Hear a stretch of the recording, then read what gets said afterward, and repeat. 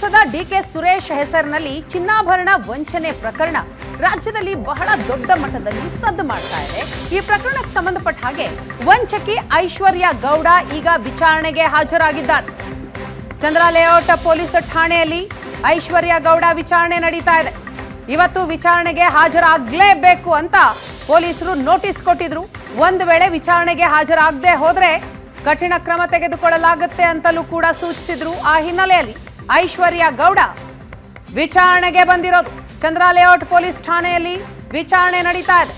ಮಾಜಿ ಸಂಸದ ಡಿಕೆ ಸುರೇಶ್ ತಂಗಿ ಅಂತ ಹೇಳ್ಕೊಂಡು 8,41,00,000 ವಂಚಿಸಿದ್ದಂತಹ ಐಶ್ವರ್ಯ ಗೌಡ, ಐಶ್ವರ್ಯ ವಿರುದ್ಧ ವನಿತಾ ದೂರು ನೀಡಿದ್ರು. ಐಶ್ವರ್ಯ ಪತಿ ಹರೀಶ್ ಕೂಡ ಈಗ ವಿಚಾರಣೆಗೆ ಹಾಜರಾಗಿದ್ದಾರೆ. 8 ಕೋಟಿ ಹಣ ವಂಚನೆ ಪ್ರಕರಣಕ್ಕೆ ಸಂಬಂಧಪಟ್ಟ ಹಾಗೆ ಒಡವೆಗಳನ್ನ ಪಡೆದಿದ್ಯಾಕೆ ಅಂತ ಪೊಲೀಸರು ಪ್ರಶ್ನೆ ಮಾಡ್ತಾ ಇದ್ದಾರೆ.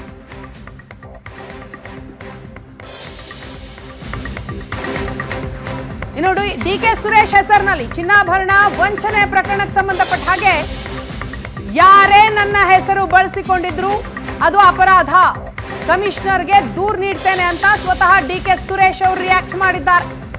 ನನ್ನ ಹೆಸರಿನಲ್ಲಿ ಕರೆ ಮಾಡಿದ್ದ ಬಗ್ಗೆಯೂ ದೂರು ಕೊಡ್ತೀನಿ, ನನ್ನ ಹೆಸರು ದುರ್ಬಳಕೆಯ ಬಗ್ಗೆ ತನಿಖೆ ಆಗಬೇಕು ಅಂತ ಆಗ್ರಹಿಸಿದ್ದಾರೆ.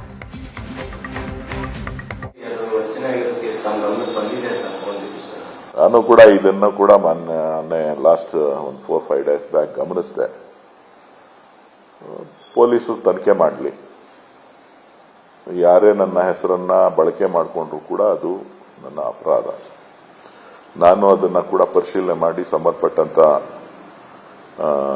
ಪೊಲೀಸರ ಹತ್ರ ವಿಚಾರಣೆ ಮಾಡಿ ಏನಾಗಿದೆ ಅನ್ನೋದನ್ನ ತಿಳಿಸಿ ಸದ್ಯದಲ್ಲೇ ನಾನು ಒಂದು 2-3 ದಿನದಲ್ಲೇ ಪೊಲೀಸ್ ಕಮಿಷನರ್ಗೂ ಕೂಡ ನಾನು ಇದರ ಬಗ್ಗೆ ಒಂದು ದೂರನ್ನ ದಾಖಲೆ ಮಾಡ್ತೇನೆ.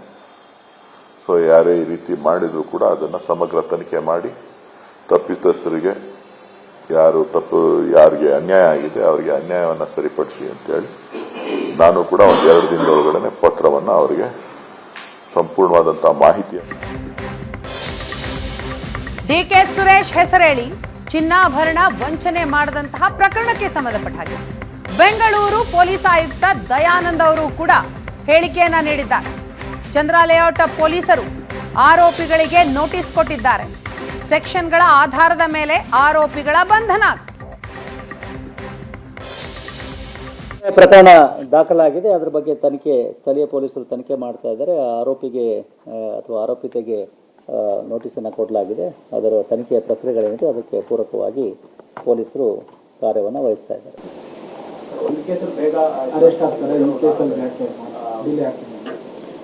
ಇಂಡಿವಿಜುವಲ್ ಕೇಸಸ್ ನಾವು ಇದು ಮಾಡ್ಲಿಕ್ಕೆ ಆಗೋದಿಲ್ಲ. ಕೇಸ್ ಬೈ ಕೇಸ್ ಬೇಸಿಸ್ ಮೇಲೆ ತನಿಖೆಯ ಒಂದು ಏನಿದೆ ಪ್ರಕ್ರಿಯೆಗಳನ್ನು ಅಳವಡಿಸಿಕೊಂಡು ನಾವು ಕಾರ್ಯಗಳನ್ನು ಮಾಡಬೇಕಾಗ್ತದೆ.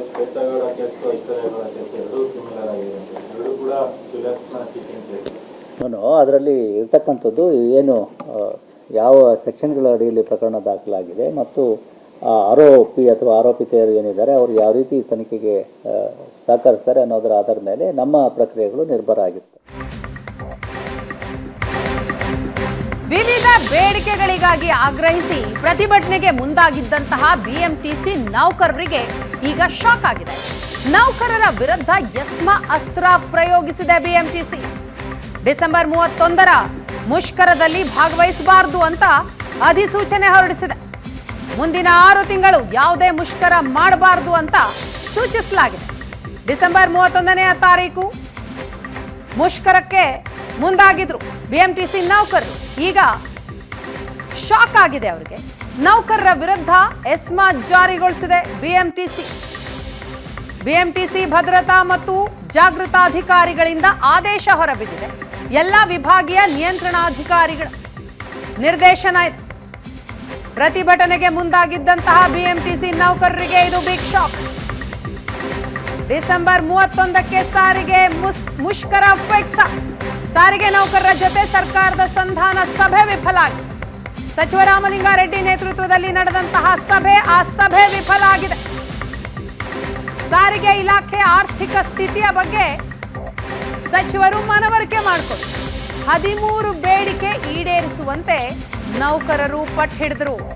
ಬಿಜೆಪಿ ಅವಧಿಯಲ್ಲಿ ನಿಗಮಕ್ಕೆ 5,000 ಕೋಟಿ ಹೊರೆಯಾಗಿದೆ. ನೌಕರರ ಬೇಡಿಕೆ ಈಡೇರಿಕೆ ಸದ್ಯಕ್ಕೆ ಕಷ್ಟ ಅಂತ ಸಚಿವರು ಹೇಳಿದ್ದಾರೆ. ಮುಷ್ಕರ ಕೈ ಬಿಡುವಂತೆ ಮನವಿ ಮಾಡಿದ್ರು, ಆದರೆ ನೌಕರರು ಒಪ್ತಾ ಇಲ್ಲ. ಈ ಬಗ್ಗೆ ಮಾಹಿತಿಯನ್ನ ಕೊಡ್ತಾರೆ ನಮ್ಮ ಪ್ರತಿನಿಧಿ ವಿದ್ಯಾ, ಇದೀಗ ನಮ್ಮ ಜೊತೆ ಸಂಪರ್ಕದಲ್ಲಿದ್ದಾರೆ. ವಿದ್ಯಾ, ಸಾರಿಗೆ ನೌಕರರ ಮುಷ್ಕರ ಫಿಕ್ಸ್, ಏನಾಯ್ತು ಸಭೆಯಲ್ಲಿ? ರಾಮಲಿಂಗಾರೆಡ್ಡಿ ಅವರ ಸಂಧಾನ ಫಲ ಕೊಡ್ಲಿಲ್ವಾ? ವೀಣಾ, ರಾಮಲಿಂಗಾರೆಡ್ಡಿ ಅವರು ಇವತ್ತು ಜಂಟಿ ಕ್ರಿಯಾ ಸಮಿತಿ ಸಂಘಟನೆ ಏನಿದೆ ಇವರು ಮುಷ್ಕರಕ್ಕೆ ಕರೆಯನ್ನ ನೀಡಿದ್ರು. 21 ದಿನಗಳ ಮುಂಚಿತವಾಗಿ ಮುಷ್ಕರ ಮಾಡಬೇಕು ಅಂತ ಹೇಳಿದ್ರೆ ಅವರು ಮುಷ್ಕರದ ನೋಟಿಸ್ ಅನ್ನ ಸರ್ಕಾರಕ್ಕೆ ಕೊಡಬೇಕಾಗತ್ತೆ. ಅದೇ ರೀತಿಯಾಗಿ ಬೆಳಗಾವಿಯಲ್ಲಿ ನಡೆದಂತಹ ಸೆಷನ್ಗೆ ಹೋಗಿ ಅವರು ಮುಷ್ಕರದ ನೋಟಿಸ್ ಅನ್ನ ಸರ್ಕಾರಕ್ಕೆ ನೀಡಿದ್ರು. ಅದೇ ರೀತಿಯಾಗಿ ನಾವು ಡಿಸೆಂಬರ್ 31ನೇ ತಾರೀಕು ನಮ್ಮ ಬೇಡಿಕೆಗಳನ್ನ ಈಡೇರಿಕೆ ಮಾಡ್ಲಿಲ್ಲ ಅಂದ್ರೆ ಅವತ್ತು ನಾವು ಮುಷ್ಕರ ಮಾಡೇ ಮಾಡ್ತೀವಿ ಅಂತ ಹೇಳಿ ಈಗ ಆಲ್ರೆಡಿ ಸಂಘಟನೆಗಳು ಸಾಕಷ್ಟು ಬಾರಿ ಹೇಳ್ತಾ ಇರುವಂತದ್ದು. ಇದರ ಜೊತೆಗೆ ಈಗ ಆಲ್ರೆಡಿ ಯಾರೆಲ್ಲ ಮುಷ್ಕರದಲ್ಲಿ ನಾವು ಭಾಗಿಯಾಗಬೇಕು, ಬಸ್ಗಳನ್ನ ನಿಲ್ಲಿಸಿ ನಾವು ಮುಷ್ಕರಕ್ಕೆ ಹೋಗ್ತೀವಿ ಅಂತ ಹೇಳಿ ಪಣ ತೊಟ್ಟಿದ್ರು, ಅವರಿಗೆ ಒಂದು ಕಡೆ BMTC ಶಾಕ್ ಅನ್ನ ನೀಡಿದೆ. ಯಾವುದೇ ಕಾರಣಕ್ಕೂ ಕೂಡ ಮುಷ್ಕರದಲ್ಲಿ ಭಾಗಿಯಾಗಬಾರ್ದು, ಪ್ರತಿಭಟನೆಯನ್ನ ನಡೆಸಬಾರ್ದು ಅಂತ ಹೇಳಿ BMTC ಒಂದು ಕಡೆ ಎಸ್ಮಾವನ್ನ ಜಾರಿ ಮಾಡಿದ್ರೆ, ಇನ್ನೊಂದು ಕಡೆ ಇವತ್ತು ನಡೆದಂತಹ ಸಂಧಾನ ಸಭೆಯೂ ಕೂಡ ವಿಫಲ ಆಗಿರುವಂತದ್ದು. ನಮ್ಮ ಬೇಡಿಕೆಗಳೆಲ್ಲವೂ ಕೂಡ ಈಡೇರಿಕೆ ಆಗಬೇಕು, ಪ್ರತಿ ಬಾರಿ ಬೇಡಿಕೆಗಳನ್ನ ಈಡೇರಿಕೆ ಮಾಡ್ತೀವಿ ಅಂತ ಹೇಳಿ ಸಂಧಾನ ಮಾಡಿದಂತ ಸಂದರ್ಭದಲ್ಲಿ ಕೇವಲ ಬಾಯಿ ಮಾತಿಗೆ ಸರ್ಕಾರ ಹೇಳುತ್ತೆ. ಕಳೆದ ಬೊಮ್ಮಾಯಿ ಸರ್ಕಾರ ಇದ್ದಂತ ಸಂದರ್ಭದಲ್ಲೂ ಕೂಡ ನಾವು ನಿಮ್ಮ ಬೇಡಿಕೆಗಳನ್ನ ಈಡೇರಿಕೆ ಮಾಡ್ತೀವಿ ಅಂತ ಹೇಳಿದ್ರು, ಆದ್ರೆ ನಂತರ ಬಂದಂತಹ ಸರ್ಕಾರ ನಮ್ಮ ಬೇಡಿಕೆಗಳನ್ನ ಈಡೇರಿಕೆ ಮಾಡ್ಲಿಲ್ಲ. ಈ ಕಾರಣಕ್ಕಾಗಿ ನಾವು ಮುಷ್ಕರ ಮಾಡೇ ಮಾಡ್ತೀವಿ ಅಂತ ಒಂದು ಕಡೆ ನೌಕರರು ಹೇಳ್ತಾ ಇದ್ರೆ, ಇನ್ನೊಂದು ಕಡೆ ಸಂಧಾನದಲ್ಲೂ ಕೂಡ ನಮ್ಮ ಬೇಡಿಕೆಗಳು ಈಡೇರಿಕೆ ಆಗದೆ ಇದ್ರೆ ನಾವು ಮುಷ್ಕರವನ್ನ ಮಾಡೇ ಮಾಡ್ತೀವಿ ಅಂತ ಈಗ ಆಲ್ರೆಡಿ ಸಚಿವರ ಮುಂದೆ ಕೂಡ ಹೇಳಿರುವಂತದ್ದು. ಆರ್ಥಿಕ ಸಂಕಷ್ಟದಲ್ಲಿ ಈಗ ಆಲ್ರೆಡಿ 4 ನಿಗಮಗಳಿದೆ. ಈ ಹಿನ್ನೆಲೆಯಲ್ಲಿ ಸಚಿವರು ನೇರವಾಗಿ ಸಿಎಂ ಬಳಿ ಹೋಗಿ ಒಂದು ಬಾರಿ ಚರ್ಚೆಯನ್ನ ನಡೆಸಿ ತೀರ್ಮಾನವನ್ನ ತೆಗೆದುಕೊಳ್ತಾರೆ. ವೀಣಾ, ಥ್ಯಾಂಕ್ ಯು ವಿದ್ಯಾ ತಮ್ಮ ಮಾಹಿತಿಗಾಗಿ.